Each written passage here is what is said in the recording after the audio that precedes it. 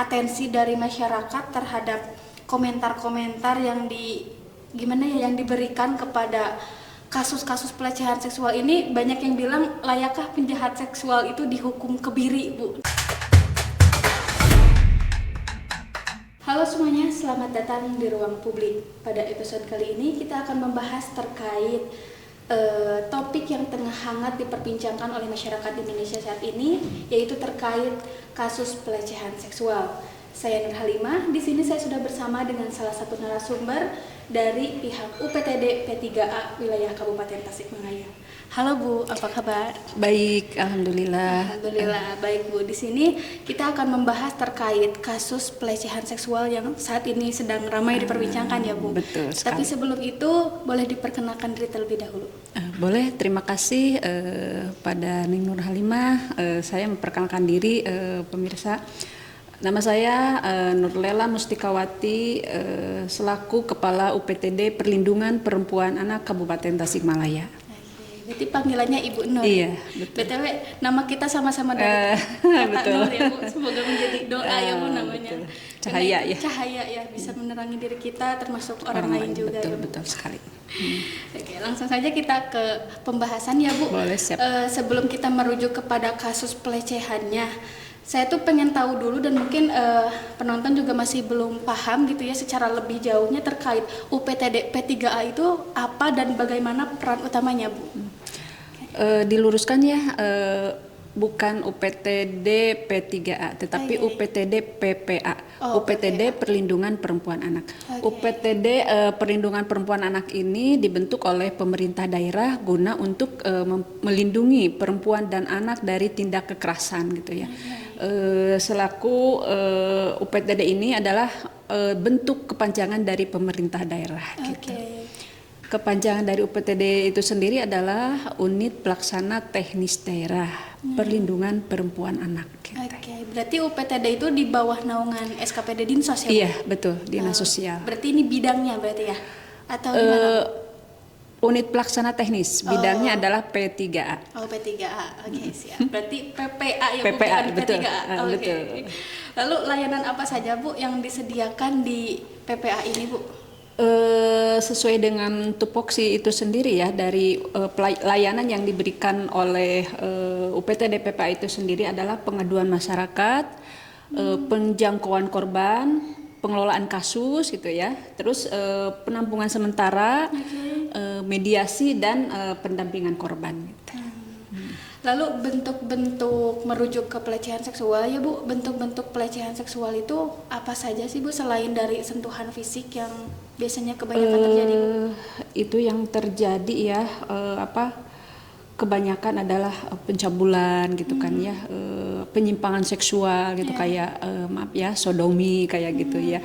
Terus mungkin yang terjadi di dalam rumah tangga KDRT gitu ya, karena memang tidak cuma yang ditangani UPTD tidak tertuju pada pelecehan saja gitu ya, tetapi ke KDRT, tindak pidana perdagangan orang gitu kan ya. Jadi orang-orang yang memang secara ilegal gitu kan, secara ilegal gitu ya. Jadi mereka itu mungkin salah kurang tepat memilih untuk pemilihan agent gitu ya, untuk pergi ke luar negeri. Pada akhirnya mereka itu tersesat di sana ataupun mengalami hal-hal yang memang tidak semestinya ya di luar negerinya gitu. Lalu Bu, kan sekarang ini banyak sekali ya di lingkungan gitu, kayak sering lihat di berita-berita medsos misalkan ya, kebanyakan ada pelecehan secara verbal yang diucapkan gitu. Terus juga ada kasus kayak catcalling gitu ya dari pihak laki-laki terhadap perempuan gitu ya. Kalau anak-anak kan itu beda lagi ya terkait catcallingnya gitu. Nah itu bagaimana? Apakah itu termasuk dalam pelecehan juga Bu? Sementara ini memang bisa termasuk hal-hal seperti itu ya, karena memang adanya hak asasi itu ya. Karena ada hak asasi, jadi perempuan betul-betul dilindungi gitu ya. Jadi pada saat ciutan sederhana pun yang memang dianggap misalkan sama pihak laki-laki itu dianggap normal ya. Tetapi kalau si perempuannya tidak menerima gitu kan, bisa diajukan secara ini gitu kan, bahwa ada merasa terganggu gitulah ya secara privasi lah seperti itu. Berarti bisa dilaporkan ya terkait catcalling juga ya? Bisa ya. Bagaimana apalagi mungkin catcalling itunya menyangkut hal-hal yang memang sangat privasi ataupun apa gitulah ya. Jadi pihak perempuan pun yang menjadi korban catcalling tuh harus tahu batasan juga mungkin ya. Karena si pelaku tanpa ada respon dari korban mungkin tidak akan terlalu jauh gitu. Siap, berarti tergantung pemantik juga ya Bu. Betul. Oke, lalu kenapa kebanyakan korban ini sering diam ketika mengalami kasus tersebut biasanya? Salah satu faktornya mungkin dia merasa malu lah ya, tidak untuk mengungkap, apalagi mungkin hal-hal yang terkait dengan pub gitu kan ya, memberikan foto-foto yang memang tidak seharusnya diberikan gitu kan. Pada akhirnya mereka tuh merasa malu, jadi dia berdiam diri, tidak mau mengeksplor itu, hal seperti itu. Padahal mungkin secara ini harus diluruskan juga gitu ya. Tapi kenapa ya Bu, faktor apa yang mempengaruhi bahwasannya saat ini tuh banyak sekali kasus-kasus pelecehan seksual, kekerasan seksual yang terjadi di masyarakat, itu kenapa ya Bu? Mungkin karena ini ya, berbagai faktor ya. Ada ketidaksetaraan gender juga gitu kan ya. Terus kurangnya edukasi atau kesadaran dari masyarakat itu sendiri gitu kan. Terus faktor lingkungan berpengaruh juga ya, karena memang lingkungan itu sangat rentan berpengaruh gitu kan.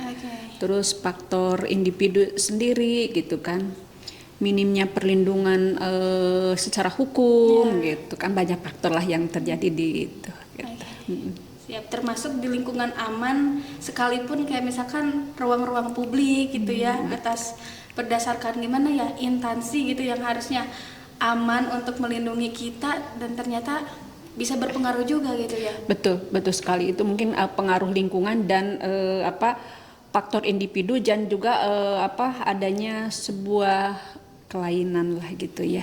Jadi mungkin dia si pelaku itu memiliki kelainan-kelainan yang memang secara psikologis apalagi di seorang pelayan publik gitu kan, memang seharusnya harus sehat secara mental, spiritual ataupun secara psikolog gitu ya, psikologinya harus sehat, tetapi pada kenyataannya mereka itu memiliki kelainan yang memang yang tidak bisa dihindari, yang namanya kelainan gitu kan. Kalau dia tidak sadar berarti dia mendiamkan kelainan itu tetap berada dalam dirinya. Tetapi beda yang orang yang menyadari bahwa dia memiliki kelainan nih, bahwa saya ini ada perilaku yang ini kita kan, dia memiliki kesadaran untuk mengkonseling diri, untuk memeriksakan diri ke yang psikolog ataupun tenaga ahli gitu ya. Karena memang di berita-berita sekarang kan santer bukan intelektualitas pun gitu. Maaf ya, di berita-berita gitu kan beragam itu. Nah, mungkin kesadaran secara individu untuk memeriksakan diri harus lebih ini. Ketika kita ada bukan jadi pemikiran ataupun ada hal-hal yang kecil gitu, kita harusnya cepat sadar gitu ya, bahwa itu sebuah hal yang memang tidak normal dalam diri kita gitu. Mungkin juga spiritualitasnya masih itu gitu, yang lagi betul. down gitu kan, apalagi kan keimanan tuh fluktuatif naik turun ya Bu. Betul sekali gitu ya. Iya, berarti kesadaran dari masing-masing individunya yang harus lebih ditingkatkan gitu ya, betul Bu. sekali. Apalagi jika orang-orang tersebut berada dalam naungan instansi yang emang patut diperhitungkan oleh masyarakat gitu ya, Bu. Betul Itu sekali. agak riskan sekali ya Bu. Tapi kalau dilihat berdasarkan data ya Bu, seperti apa gambaran kasus pelecehan di wilayah Kabupaten Tasikmalaya Bu?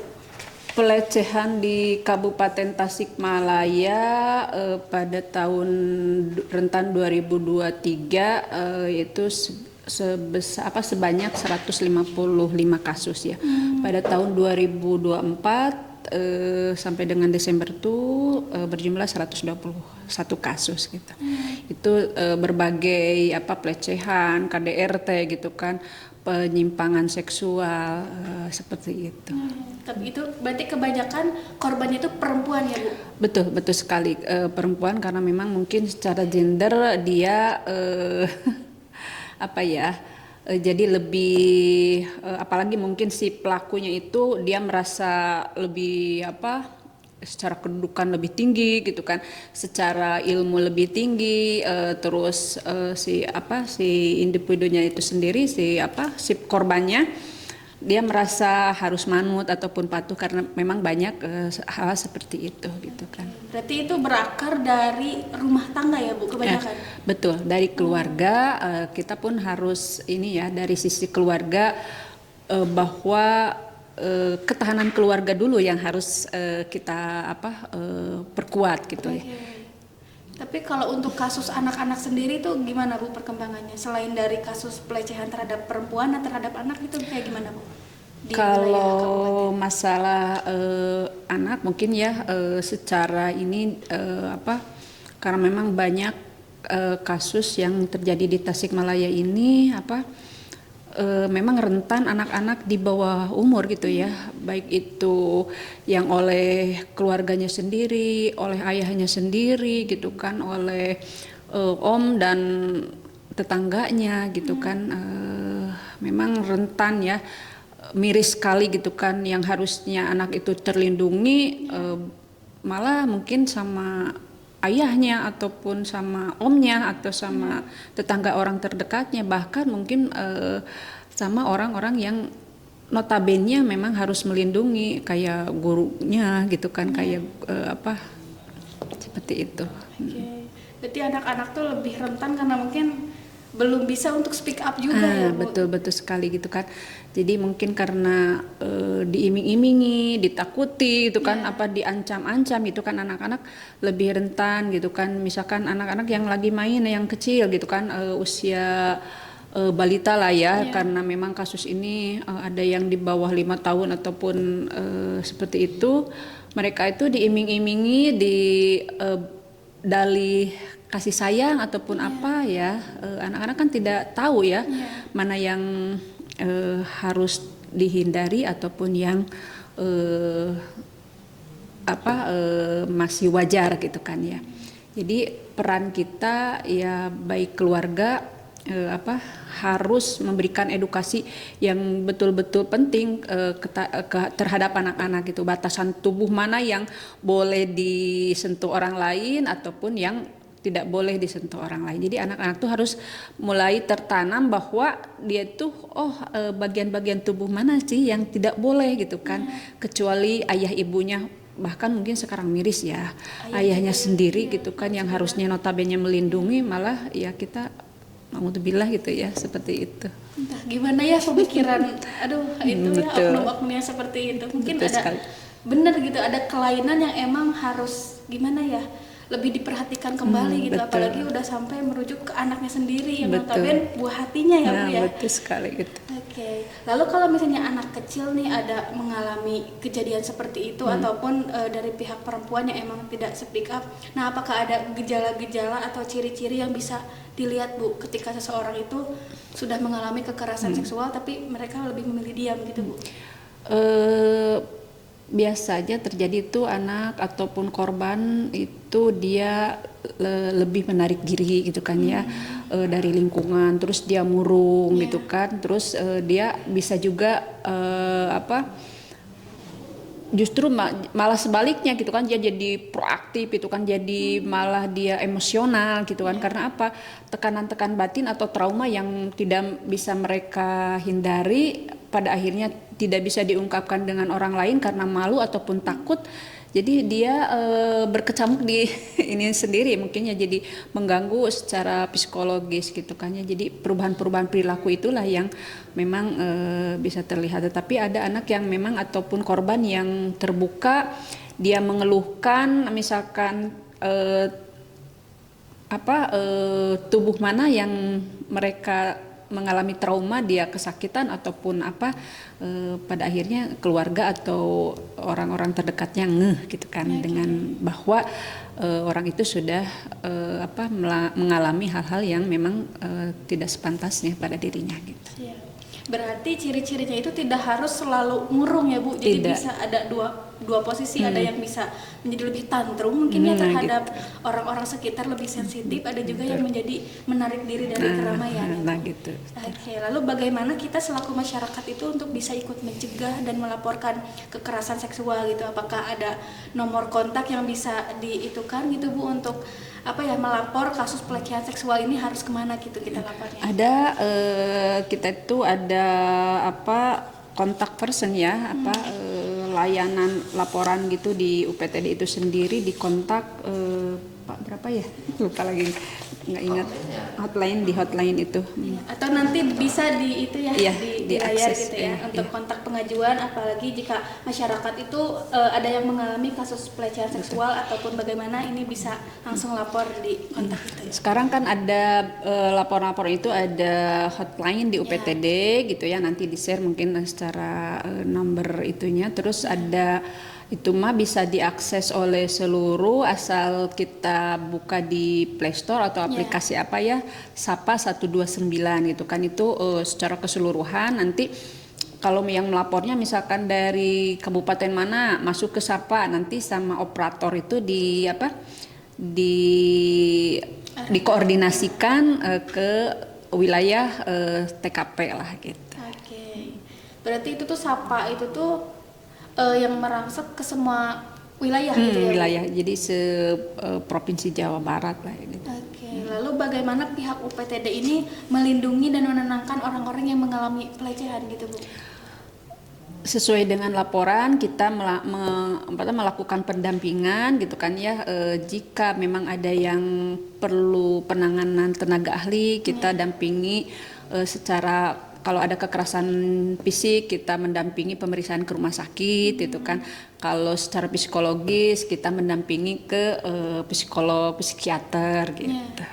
Oke, lalu itu tuh dalam proses penanganannya itu apakah melibatkan pihak keluarga juga atau pihak-pihak terkait itu Bu? Sangat jelas kita perlu dukungan dari keluarga, pemerintah setempat gitu kan ya, pemerintah daerah gitu kan, untuk lebih care ke korban gitu kan. Mungkin kalau misalkan sangat diperlukan kita kan laporan proses hukum gitu kan, kita mendampingi sampai ke beres ke kepolisian, ke Polres gitu ya, terus ke persidangan, ke kejaksaan, kita dampingi hak-hak dari korban itu sendiri gitu. Oke, berarti jelas keluarga itu masuk terlibat ya dalam proses sangat terlibat dalam pemulihan itu, karena keluarga itu adalah orang yang memang terdekat yang bisa membangun motivasi supaya korban itu tidak terus terpuruk gitu ya. Yang paling dekat gitu, kita adalah keluarga ya. Betul. Oke, lalu terkait pencegahan Bu, sebenarnya siapa sih yang paling penting dalam gimana ya psikologi seseorang gitu ketika seseorang tersebut mengalami kasus pelecehan itu, apalagi misalkan kasus pelecehannya itu berasal dari orang-orang terdekat gitu, misalkan keluarga gitu ya, misalkan oleh pihak siapapun yang ada dalam keluarga. Nah, peran penting siapa gitu yang bertindak ketika seseorang itu tengah mengalami tersebut Bu? Ya kalau dalam keluarga mungkin kalau terjadi sama itu berarti tetap orang tua ya, ayah dan ibu gitu kan. Tapi kalau perlakuan itu diterima dari misalkan dari seorang ayah gitu kan, berarti ibu yang memang harus dekat gitu kan. Tapi pada kenyataannya kasus yang terjadi ada yang memang dari segelintir orang gitu ya, dari segelintir kasus yang terjadi di Kabupaten Tasik ini, justru malah misalkan terjadi pelecehan itu sama ayahnya gitu kan, justru malah ibunya teh nggak percaya gitu kan, tidak percaya bahwa ayahnya atau suaminya telah melakukan pelecehan itu terhadap anaknya gitu kan. Itu kan memang kita tuh harus betul-betul speak up supaya si ibu itu paham dengan bukti-bukti yang memang otentik gitu kan. Karena tanpa bukti mungkin karena mungkin secara psikologis si pelaku itu memiliki kelainan yang memang bisa mempengaruhi orang lain gitu kan ya, secara pembicaraan, bahkan mungkin kebanyakan itu playing victim gitu ya. Jadi playing victim itu jadi dia padahal dia pelaku gitu kan, tapi kayak korban itu. Betul sekali seperti itu. Berarti konteks kayak gitu tuh kayak di sinetron-sinetron ya Bu. Betul. Jadi kayak istrinya tuh nggak percaya bahwa suaminya telah melakukan seperti itu, jadinya berbuntut panjang ya Bu. Dulu memang kita tuh cuma lihat di berita gitu kan ya, di apa, tapi saat ini setelah saya terjun di UPTD ini ternyata di depan mata yang terjadi seperti itu. Berarti film itu berangkat dari kisah nyata juga ya Bu. Betul, kayaknya seperti itu. Oke, lalu langkah yang paling sederhana yang bisa dilakukan kayak misalkan terjadi huru-hara di rumah misalkan oleh ayahnya gitu ya Bu. Nah, si pihak ibu tuh misalnya percaya gitu bahwa suami telah melakukan hal seperti itu. Nah, langkah pertama yang harus dilakukan oleh seorang ibu untuk mengatasi hal tersebut harusnya bagaimana Bu? Jadi ibunya juga harus teredukasi ya. Teredukasi untuk menjaga dirinya dan anaknya misalnya gitu ya. Jadi dia harus betul-betul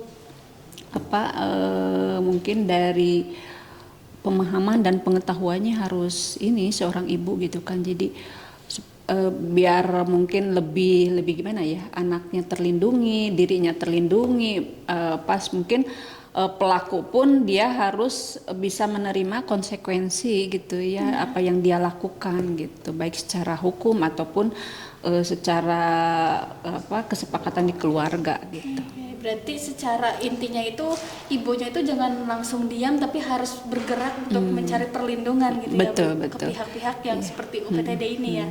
Lalu bagaimana pihak UPTD ini meyakinkan korban bahwa mereka layak mendapatkan perlindungan gitu? Cara ngelobi korban untuk supaya speak up, supaya berani gitu bagaimana? Kita berusaha menenangkan dulu ya, terus diberi pemahaman bahwa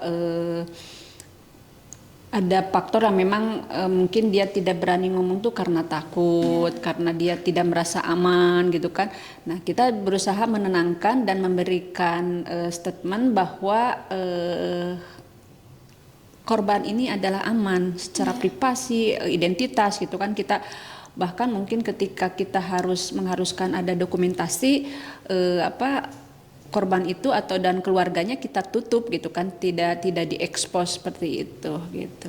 Jadi kita berusaha menenangkan, memberikan motivasi ataupun spirit support gitu ya, supaya mereka men-speak up apa yang ada yang terjadi gitu kan, karena memang kita kan tidak tahu mau menegakkan keadilan seperti apa kalau si korbannya itu sendiri tidak secara gamblang memberikan kronologis gitu kan kejadian yang telah terjadi pada dirinya.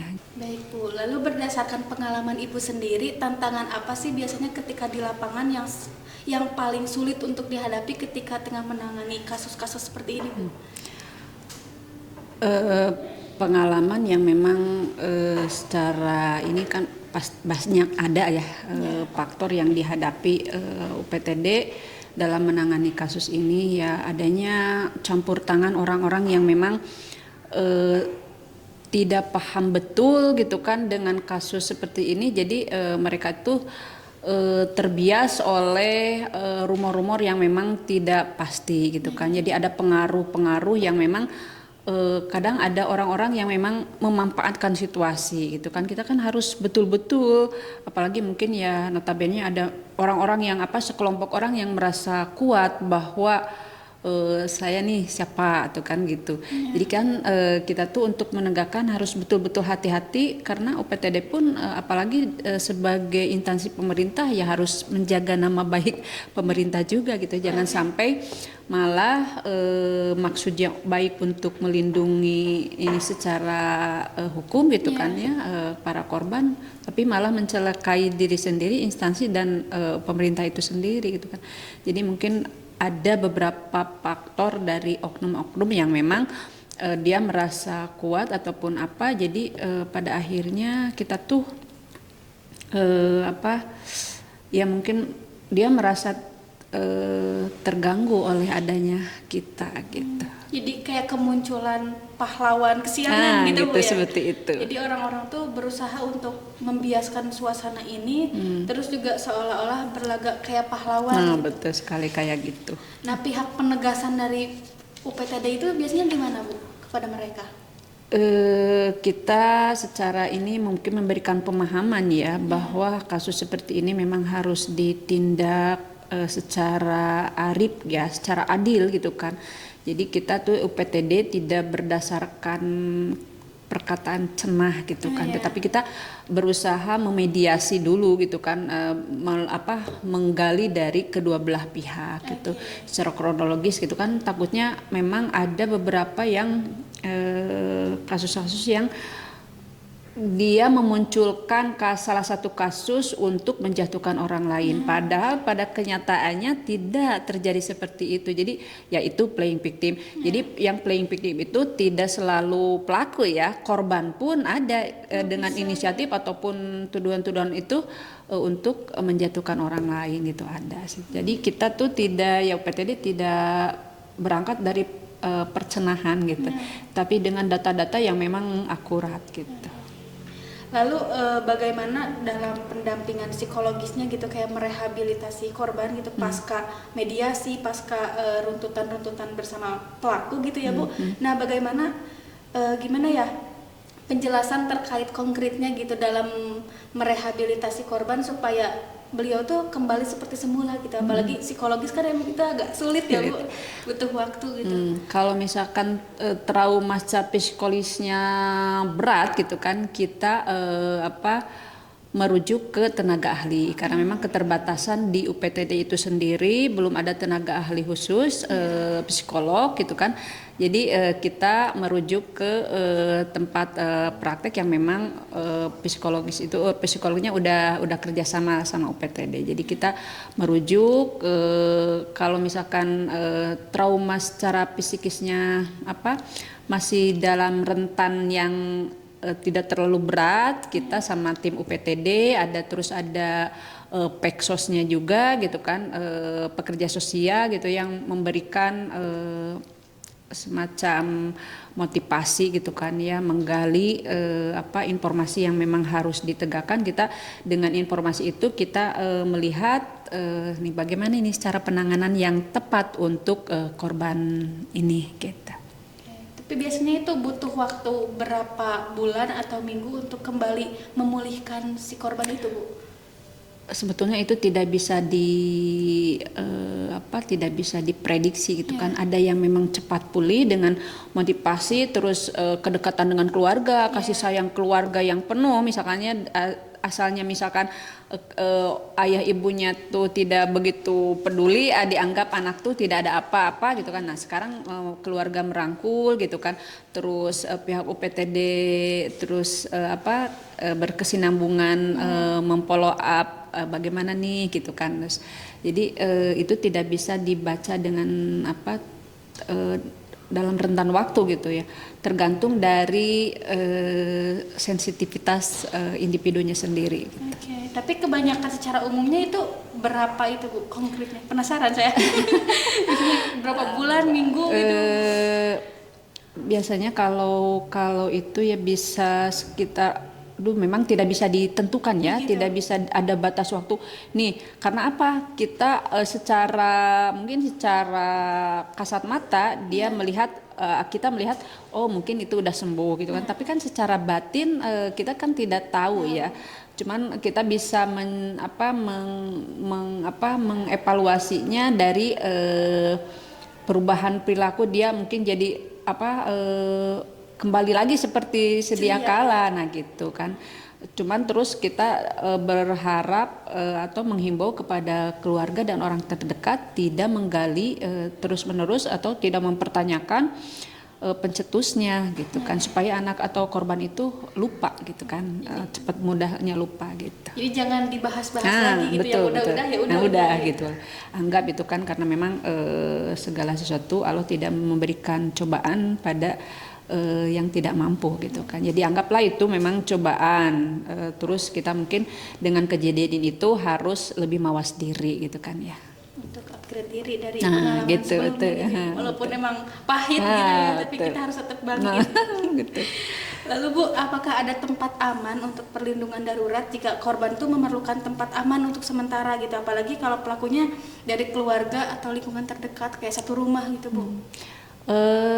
Di UPTD disediakan rumah aman, ya fungsinya yaitu untuk melindungi para korban yang memang notabene yang pelakunya adalah keluarga sendiri gitu kan. Kita diamankan di rumah aman yang memang tidak boleh disebutkan gitu kan tempat dan lokasinya karena memang di rumah aman gitu. Ya, private ya Bu. Khusus untuk orang-orang yang Betul gitu. berkebutuhan. Lalu menurut pandangan Ibu sendiri gitu ya, kenapa banyak kasus yang harus viral dulu baru ditindak pihak berwajib? Itu gimana Bu? Itu sebetulnya bukan viral dulu lalu yang berkewajib yang memiliki kewajiban kesiangan gitu. Kenapa kita tidak bisa membatasi orang gitu ya? Mungkin secara ini apalagi media sosial sekarang kan mudah diakses oleh siapapun gitu kan. Orang yang melihat langsung foto langsung upload gitu kan. Nah itulah harusnya memang teredukasi bahwa kasus-kasus yang memang yang bagaimana nih yang dipiralkan gitu kan, yang mudah itu gitu kan. Jadi kita memang tidak bisa melarang gitu ya itu melarang orang lain untuk mengupload, apalagi mungkin yang notabene dia memang seorang YouTuber ataupun public figure atau medsosnya selalu update gitu kan.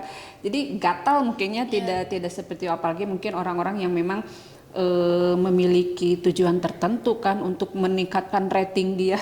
Ngupload itu. Jadi apalagi berita-berita yang memang santer untuk dinikmati masyarakat yang lebih ini gitu kan.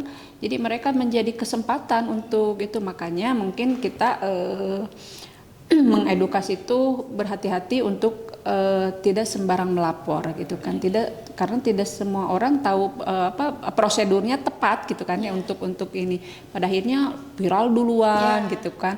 Yang akhirnya pada dibilangnya orang yang memang seharusnya terjun duluan kesiangan gitu kan.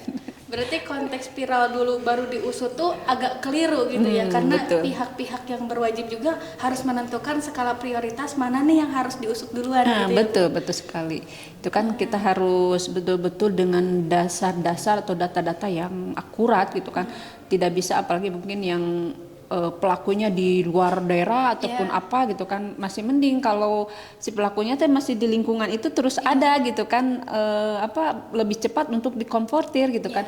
Beda dengan orang yang memang jauh gitu kan jauh di luar sana gitu kan memang korban-korban ini kebanyakan ada beberapa yang saya tangani pun gitu ya sama Polres itu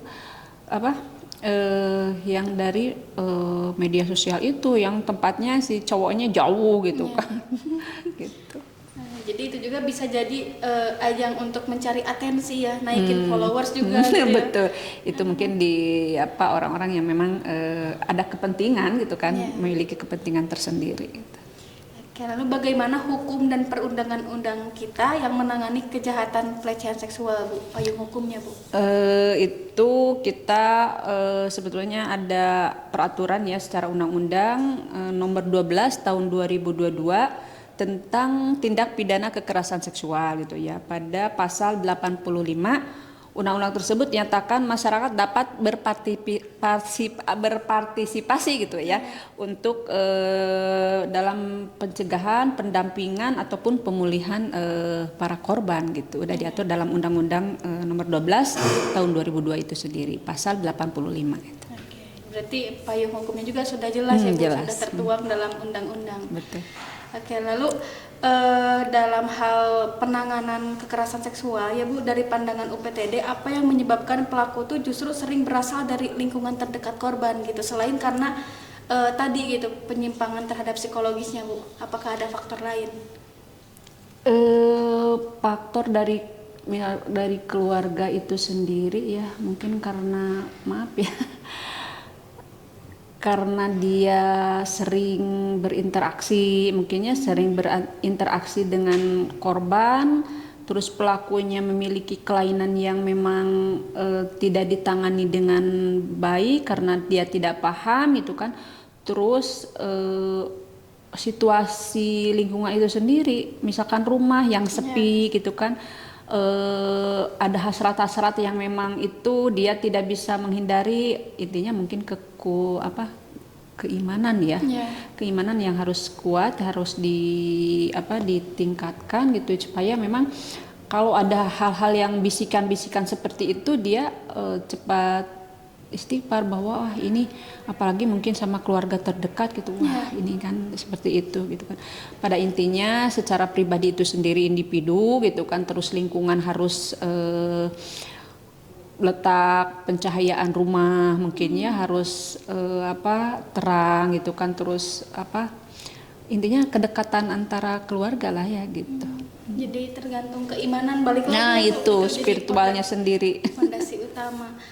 Tapi Bu, saya tuh sering lihat gitu ya sekarang di media sosial bahwa banyak atensi dari masyarakat terhadap komentar-komentar yang yang diberikan kepada kasus-kasus pelecehan seksual ini. Banyak yang bilang layakkah penjahat seksual itu dihukum kebiri, Bu? Nah menurut Ibu itu gimana, Bu? Maksud hukum kebiri gimana itu? Jadi kayak gimana ya, kebiri untuk melemahkan alat vitalnya gitu, Bu. Nah itu kayak gimana, Bu? Soalnya banyak sekali atensi yang komentar yang seperti itu, Bu, di komentar. Secara itu ya kalau dari UPTD sendiri kita tidak mengarah ke pelaku lebih jauh gitu kan, karena kalau proses hukum untuk pelaku kita ada di Polres itu kan. Untuk hal-hal seperti itu mungkin ada tindakan-tindakan di luar itu, tapi selama ini belum ada sih ya untuk statement bahwa harus seperti itu kan gitu kan, karena memang itu mungkin hak dari prerogatif seseorang gitu ya, itu mah hak-hak yang sensitif gitu kan untuk melakukan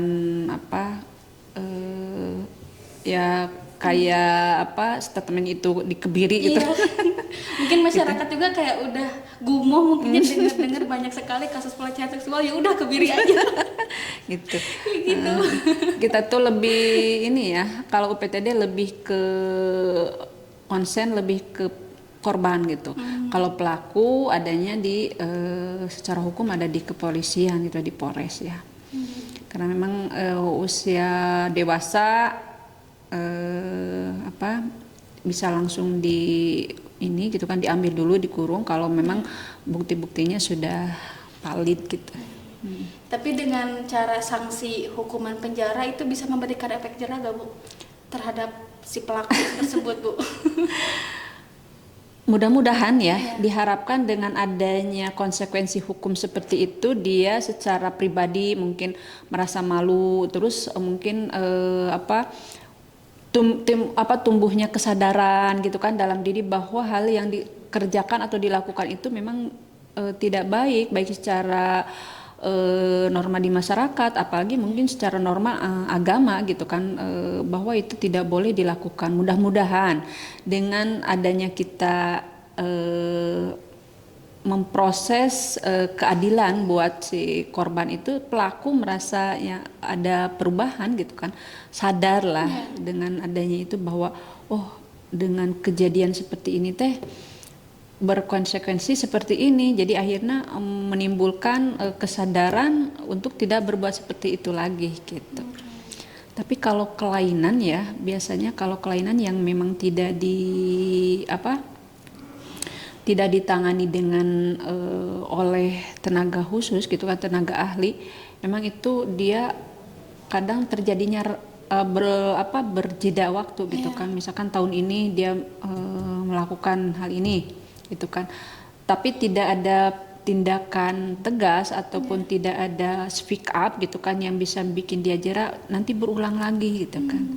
Nah mudah-mudahan dengan adanya proses hukum ataupun tindak keadilan yang ditegakkan, mudah-mudahan para pelaku itu menjadi jera gitu lah ya. Terkait korban itu sendiri, Bu, kalau misalnya korbannya tuh udah lama nggak speak up gitu misalkan. Nah itu misalkan berasal dari apa ya, kejadian-kejadian waktu beliau kecil dan mereka baru sadar sekarang gitu kan. Kebanyakan saya baca di TikTok tuh seperti itu ya Bu. Nah jadi kayak ada muncul sekarang tuh istilah yang lagi tren tuh trauma medusa. Trauma medusa ini trauma yang digunakan untuk menggambarkan seseorang tuh sudah mengalami kekerasan seksual tapi dulu gitu, dan sekarang waktu dewasa setelah dia punya insight ilmu-ilmu baru, beliau sadar, oh iya saya juga pernah mendapatkan perlakuan seperti itu yang menyebabkan akhirnya pribadi kita tuh menjadi seperti ini sekarang gitu. Nah itu apakah ada langkah khusus dari pihak UPTD gitu Bu dalam menangani kasus yang sudah lama dan pelakunya misalkan udah enggak melakukan hal itu lagi, cuman kejadiannya waktu kecil gitu. Nah itu apakah bisa direhabilitasi Bu di UPTD ini? Ada memang beberapa kasus yang terjadi seperti itu, bahkan mungkin dalam waktu dekat kemarin gitu ya, ada bahwa dia diperlakukan seperti itu dari mulai kelas 6 SD sampai dia sekolah SMK lah lanjut gitu kan. Tapi pada saat dia masih gitu itu dia merasa bahwa mungkin karena perlakuan baik dari pelaku gitu kan ya, jadi merasa untuk dia berterima kasih ataupun apa. Tapi ketika dia sudah dewasa gitu kan, udah paham dengan membaca, dengan mendengar gitu kan, dia bahwa yang pernah saya alami itu memang ketidakadilan gitu kan. Nah mereka itu biasa mengangkat misalkan ke orang yang terdekatnya bahwa saya pernah diperlakukan seperti ini, dia bercerita ke orang terdekatnya inisiatif misalkan berkoordinasi dengan UPTD, melaporkan ke UPTD. Nah jadi kita mencoba menangani dengan mendengarkan itu, tapi tetap harus ada bukti-bukti otentik itu gitu kan, ada bukti-bukti tahun berapa, terus kejadiannya apa aja yang diterima gitu kan. Seperti itu. Nah untuk pemulihannya mungkin ya kalau misalkan berarti ya itu kita memberikan membawa ke tenaga ahli itu. Tapi masih kalau misalkan masih dalam tahap ya standar-standar gitu kan, kita memberikan motivasi yang kuat buat korbannya itu. Berarti alibi dengan dalih balas budi itu nyata ya Bu? Betul. Bukan hanya di film-film. betul sekali. Lalu kita sebagai perempuan Bu, kita tuh harus seperti apa berperilaku ataupun berpakaian gitu ya Bu, dengan maraknya kasus pelecehan seksual seperti ini Bu, agar tidak terjadi lagi mungkin ke depannya. Gini ya, bukan mungkin lagi ya, kita sebagai perempuan memang harus menjaga image diri kita sendiri gitu kan. Karena apa? Orang berbuat seperti itu kalau kita tidak bikin hasrat yang ini, orang mungkin tidak akan seperti itu. Jadi betul, agama itu sudah mengharuskan atau mewajibkan kita tuh menutup bagian-bagian tubuh tertentu itu. Karena apa? Agama tidak salah ya, Allah sudah betul-betul mendesain kita sebagai perempuan tuh harus betul-betul menjaga dengan yang menutup aurat gitu kan, tidak berpakaian yang memang di tempat-tempat umum yang bikin gimana gitu kan, yang tadinya mungkin yang normal ya, normal hasrat laki-laki itu. Kalau dia udah berpikiran gimana, jangankan yang tertutup gitu kan, dia kan berimajinasi gitu kan ya. Apalagi yang mungkin yang lekak-lekuk tubuhnya tergambar gitu kan, normal ya laki-laki karena memang hasratnya seperti itu. Jadi ya kita sebagai perempuan harus menjaga dan membentengi diri lah ya, supaya tidak menimbulkan hasrat yang memang bisa mencelakai diri kita sendiri gitu. Jadi pandai-pandai kita untuk berbuat itu ya Bu, menutupi. Iya, menutupi. Lalu untuk anak kecil nih Bu, misalkan kan anak kecil belum tahu dan itu ya belum sampai ke ranah sana gitu. Nah gimana gitu konsep parenting bagi orang tua, khususnya seorang ibu, untuk gimana ya mengajarkan anak perempuannya agar gimana ya terkait batasan-batasan tubuh ini yang boleh dipegang, ini yang nggak boleh, itu gimana Bu caranya Bu? Jadi betul seorang ibu itu harus kompleks ya, harus memiliki ilmu ataupun pengetahuan yang memang bisa membentengi dirinya dan anak-anaknya gitu kan. Jadi kita sebagai perempuan harus memberikan edukasi mungkinnya batasan-batasan terhadap anak yang memang nih bagian tubuh ini yang tidak boleh. Nanti kan kalau orang yang pegang seperti ini ke daerah ini berarti orang itu kalau dengan sengaja orang itu sudah sudah bertindak tidak sopan terhadap diri kita gitu kan. Makanya kita harus bisa menghindar, menolak gitu kan, berkata yang betul-betul bisa membuat malu si itu. Jadi anak-anak kecil pun sekarang mah harus memang diberikan dasar pendidikan untuk menjaga dirinya sendiri gitu kan. Dia tidak atau berusaha terbuka lah pada ibunya gitu kan, pada orang-orang yang memang dipercaya sama anak itu gitu. Jadi supaya tidak berkelanjutan gitu ya. Ada hal-hal yang memang tidak misalnya kejadian-kejadian yang memang tidak sepantasnya dia cepat bercerita gitu kan, terus dia membatasi diri gitu kan, bahwa ada hal-hal yang bagian tubuhnya yang tidak boleh tersentuh kecuali ibunya gitu kan. Berarti gimana ya, peran seorang ibu tuh cukup multitasking dan banyak sekali ya. Betul. Selain kita harus menjaga diri kita sendiri dari predator-predator seperti itu, kita juga selalu ini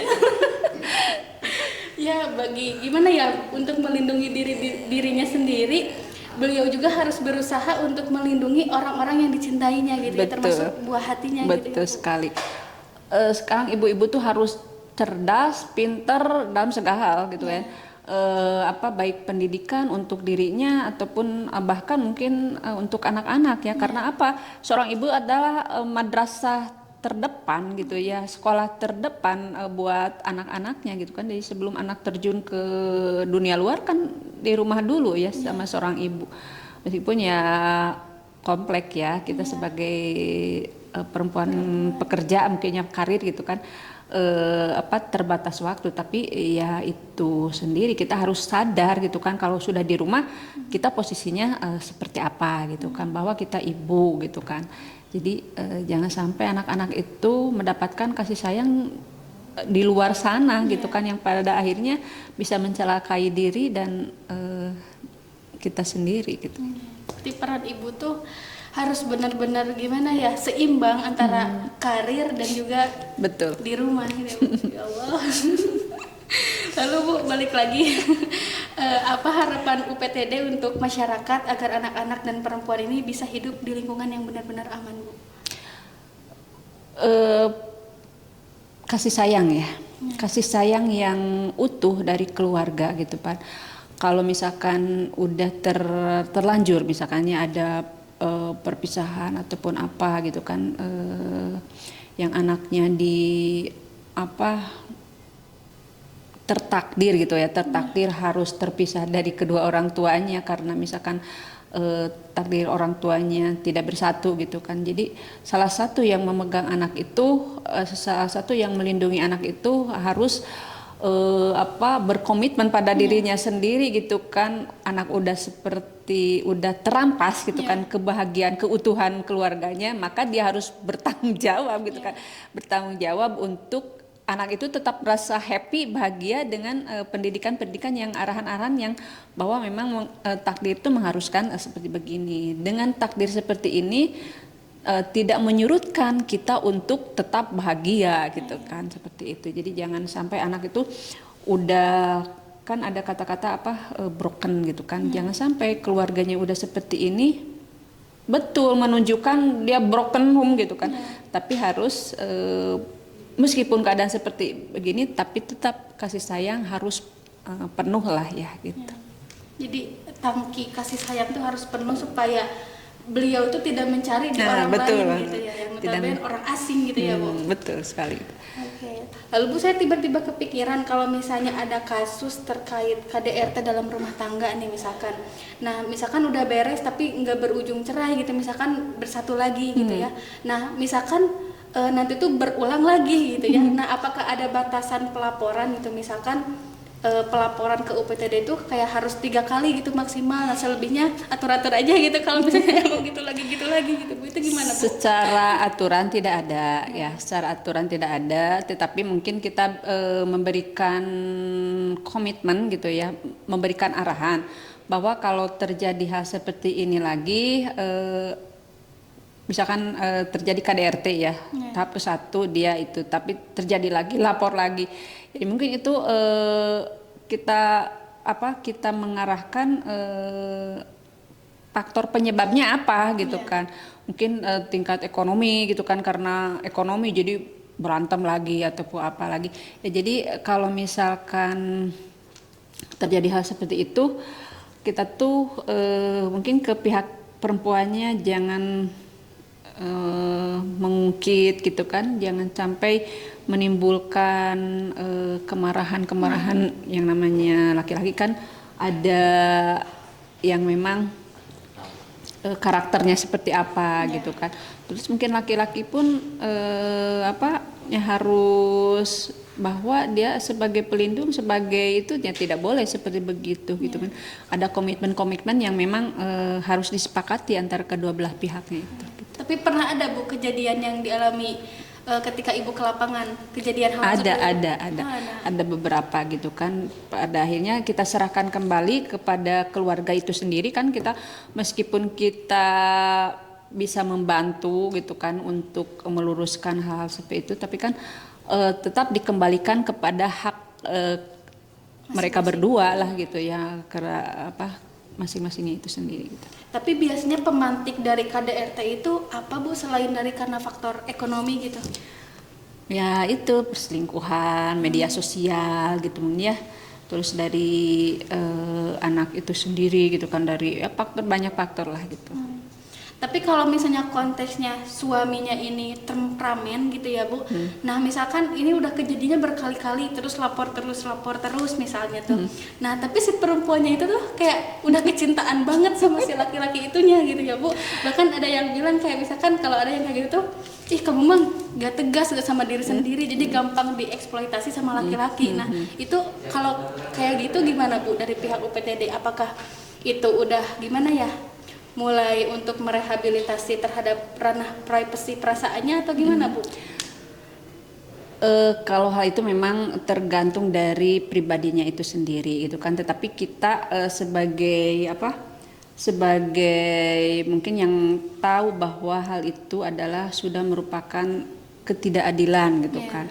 Nah, kita memberikan motivasi, edukasi bahwa kita harus mencintai diri sendiri dulu gitu kan.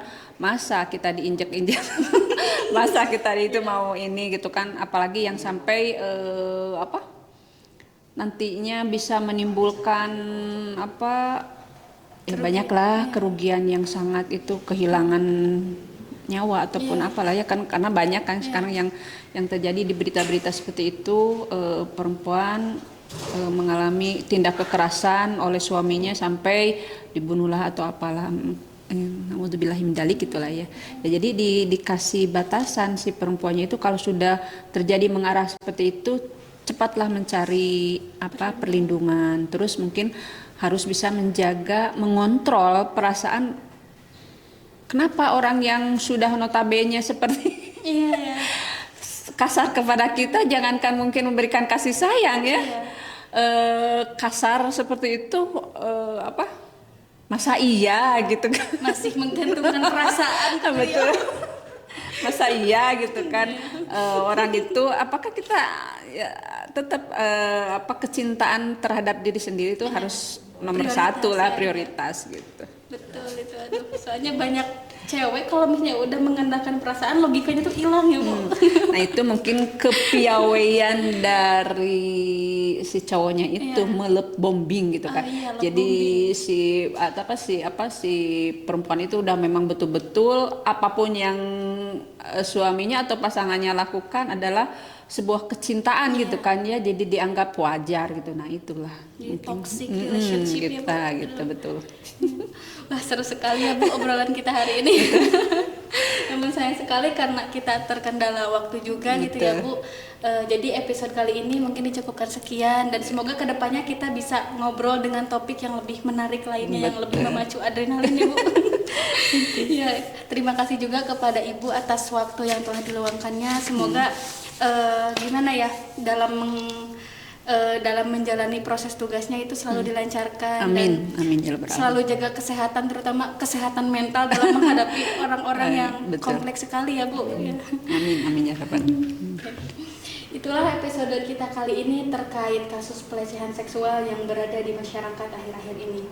Kita jangan diam dan lapor ketika terjadi hal-hal yang seperti itu dalam diri kita sendiri. Jangan lupa juga untuk dukung channel ini dengan cara like, komen, dan subscribe. Terima kasih. Wassalamualaikum warahmatullahi wabarakatuh.